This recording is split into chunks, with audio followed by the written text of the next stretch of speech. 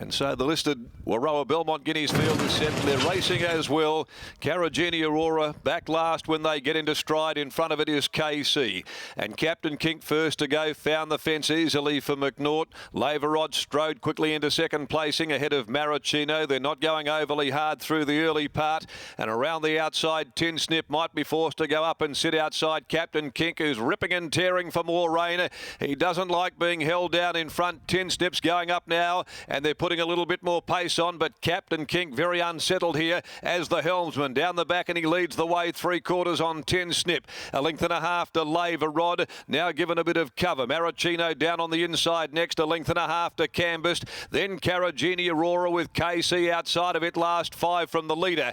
Captain Kink able to absorb that little bit of pressure that came from Tin Snip for about 200 metres and again extends. At the 700, they're out onto the side in the Warroa Belmont Guineas. Captain Kink on top by 1, Tin Snip, 2 to Laverod. Over on the outside, 600 from home, going pretty well. On the fence, Maricino. Then came Canvassed. Parnham's having to get to work on KC to hit the bridle, coming into the straight, 400 from home. Back on its inside, Caragini Aurora. Captain Kink straightened for home. They balanced up in the Guineas and led by 2 lengths. Tin Snip, Laverod lets down. Here comes KC, winding up, and so's Canvassed, also putting in a run. Laverod had hit the front, Canvassed and KC. Parnham first to go for the Shillelagh. KC, Canvassed, Laverod fighting back. Less than 100 from home now. KC gets ahead in front. Canvassed keeps coming, but KC goes home to win. KC got the job done eventually in the Guineas, but had to fight hard to beat Canvassed and Laverod. Caragini Aurora 4th in. A gap Maricino, followed by Captain Kink, who raced pretty unsettled there in the front of the field. And the last of them home is Tin Snip. She had to tough that one out. KC, second up at the 1600. Steve Parnham really having to rev the Playing God filly up. KC, Steve Parnham goes home. She wins the Warroa Belmont Guineas, but not after a great fight with Canvassed, Laverod, and back there behind those was Caragini Aurora. KC, the filly by Playing God.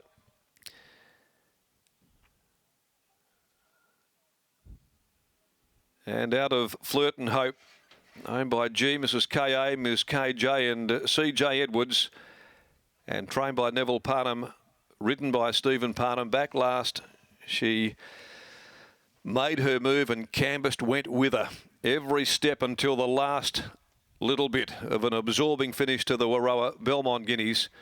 And Laverod, brave as always, fighting it out tooth and nail as his preparation comes to what is probably an end for the time being. And Caragini Aurora, she stuck on okay in behind those. Half a length, 3/4, time is 1:38.50. Fairly sedately run early with Captain Kink leading, but not happy at all in that particular role there. He never settled at any stage of the race. Tin Snip faded after having to do the breeze work. And they've run home in 36.21, 5.617, and they're official after the feature. The next event will be the Turf Club Handicap over 1200 at 228. No changes there as we take you back to Brittany Taylor after this victory by KC, but she had to really earn her stripes there, the Group 1 winning filly, to beat off a determined Canvassed.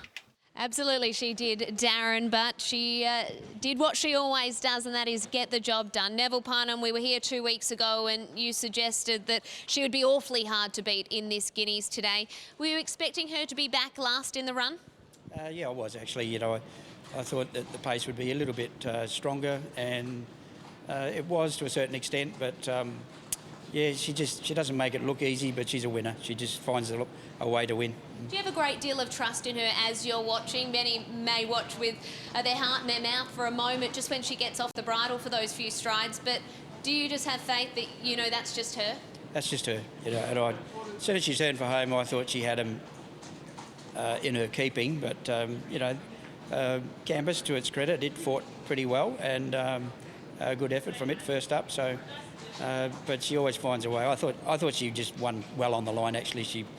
But she just finds a way to get past her horses, and yeah, she'll probably go to the Belmont Oaks now. Just depends on how she pulls up, and we'll have a discussion about it. But that's a likely way of where she'll be going. The Belmont Oaks, obviously over 2,000 metres. We've obviously seen her as an 1,800 metre winner. The extra furlong, no problems for her? There won't be a problem. As you saw today, she's very relaxed and she won't spend any energy in the run. So at set weights again, you'd probably think she's very hard to beat. Long-term plans when you look forward to the spring, what are the big range forecasts for her? The only thing set in stone is she'll be set for the Railway and the Kingston Town. Whether she makes a cameo appearance in Victoria, it's possible. I think it would be highly unlikely she'd go to Sydney for the... I know it's worth a lot of money, but yeah, it's new territory. It's not that easy to get there, and you know, her main target would be the Kingston and the Railway. So it'd be unlikely we would be heading up to Sydney. $7.5 million carrot of a golden eagle. It has to be tempting.